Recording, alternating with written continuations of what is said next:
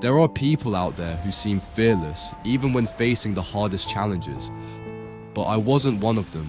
I was that shy little boy, heart racing over a girl I liked, but never had the guts to tell her. I kept waiting for the perfect moment until I realized it had passed. Another guy took my chance because I was too scared of rejection, too afraid to ruin what we had, and terrified of showing my vulnerable side, thinking I might get taken advantage of. That moment haunted me. I was angry with myself. Why didn't I say something sooner? Why did I let fear control me and lose a once-in-a-lifetime opportunity? That regret buried itself deep inside me. It tormented me. If you're listening, focus up, because I'm going to teach you how to be extremely confident in life, so you don't go through what I did. No more missed chances, no more living in fear. Stay until the end, because the last part will be the most important. So, what is self-confidence? Confidence isn't about faking it. It's built by taking risks, failing, and learning from it. You try, fall, get back up, and repeat the process. Each failure sharpens you, and with each step, you grow stronger. Real confidence comes from competence. The more you know, the more naturally confident you become. Because the enemy of confidence is ignorance. Part 1. Emotional control. Your mind has to be stronger than your emotions. Think back to every bad decision you've ever made. What was driving you?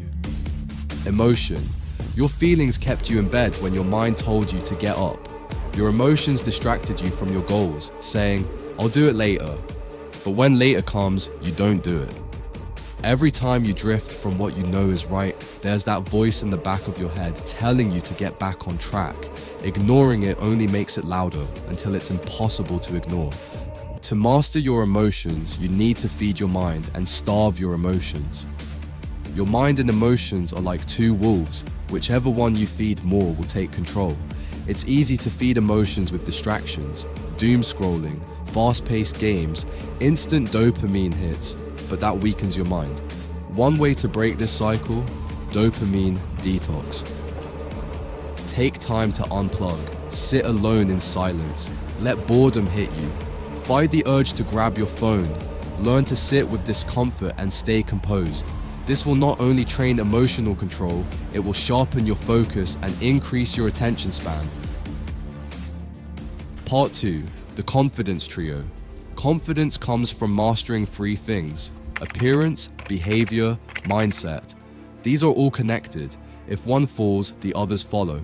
But if one go up, then the other increase, making you feel unstoppable. Appearance. How you look changes how you feel about yourself. If you're walking around in torn jeans and a dirty tank top, smelling bad, it sends a message, not just to others, but to yourself. It tells you that you don't even respect yourself enough to put on decent clothes, wear a nice fragrance, or get a proper haircut. But when you dress well, groom yourself, and smell good, you'll naturally feel better. And when you feel good, others will notice. Confidence starts with respecting yourself. Mindset. There will be times when fear creeps in and you won't feel confident, but even in those moments, you must act like you are. Keep your composure, show a poker face even when you're scared inside. Think about this: if the person you depend on, like your father, suddenly gave up and ran away from his responsibilities, how would you feel? That's why even when fear tries to stop you, you have to act. The more you practice, the easier it becomes. Eventually, this behavior becomes part of who you are, and you'll stay composed no matter what. Behavior. Feeling confident is the natural result of working on yourself. If you follow the advice in this video, act confidently, and put in the work, the feeling will come. It's not forced, it's earned. Part 3. Turn pain into power. Listen. It's okay to start weak, but it's not okay to stay weak. It's okay to have insecurities, but it's not okay to stay insecure. And it's okay to be scared, but eventually you'll have to face those fears. What you do right now will dictate the rest of your life.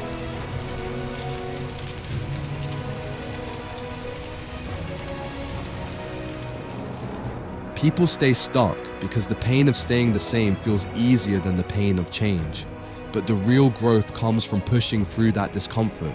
Pain is a part of life, and pain is something you can use. When life knocks you down, the pain you feel right now, whether it's insecurity, regret, or loss, can be turned into your greatest strength. Burn it into your memory. Let it remind you of what will happen if you don't finish what you started. Real growth happens when you're uncomfortable, when you want to quit but keep going. The pain of regret, failure, and weakness, it's what pushes you to the next level. Don't avoid it, use it, because every second you waste on useless stuff is every second of wasted potential. Once you overcome the task you set for yourself, that achievement becomes confidence. You'll know you accomplished what you aimed to do, and the fear of failure will lose its grip on you. Turn your pain into power and use it to break past your limits and grow. That's how you transform pain into purpose. And once you have a purpose in life, you will get more confident. Part 4. Be a man. Life as a man is exceptionally difficult. You're born without value in the eyes of society, and the world only cares about you based on how useful you are. That's both the most beautiful and terrifying thing. You have the opportunity to build yourself into someone powerful, someone capable of doing the hard things and handling life's challenges.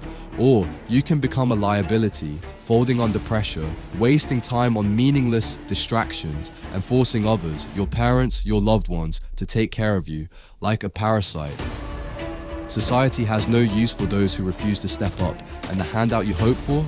It's not coming. Men are always in competition with each other, and it's your responsibility to prove yourself. It's your duty to rise to the challenge, to provide even when you don't feel like it. That's what it means to be a man. But today, we're told that striving for strength and responsibility is a toxic masculinity, and that we should follow our feelings instead. This mindset leads men to fall into bad habits, weak thoughts, and ultimately downward spirals. That's part of the reason men are taking their own lives at an alarming rate. When I say be a man, I'm not talking about dominance or arrogance. I'm talking about embracing the responsibilities that come with being a man, providing, protecting, and being the backbone of those who rely on you. It's about being stoic, controlling your emotions, not so you suppress them, but so you channel them where they're needed most. Doing what's right, not because it's easy or fun, but because it's necessary.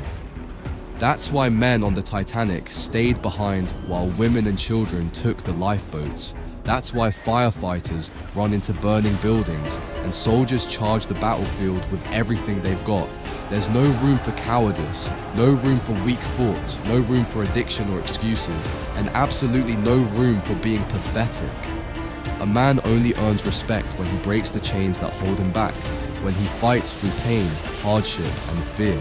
Only then can he become truly confident, and only then can he stand tall, knowing that he didn't give in or back down when life tested him.